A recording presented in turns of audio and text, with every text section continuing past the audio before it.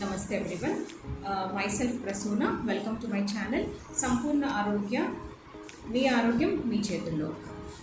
ఈ వీడియో ఏంటి అంటే నేను ఇంతకుముందు మీకు ఐ ఎక్సర్సైజెస్ ఎలా చేయాలో చూపించాను, basic I exercise.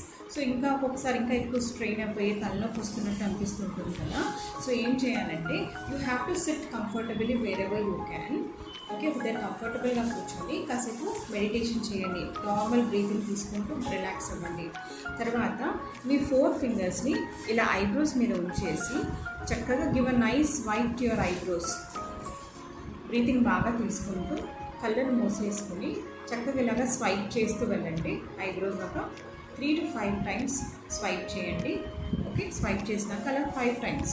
Okay, then what you do is ఈ 4 ఫింగర్స్ని మీ ఫోర్ హెడ్ మీద ఉంచేసి స్లైట్గా ప్రెషర్ ఇస్తూ గివ్ అ నైస్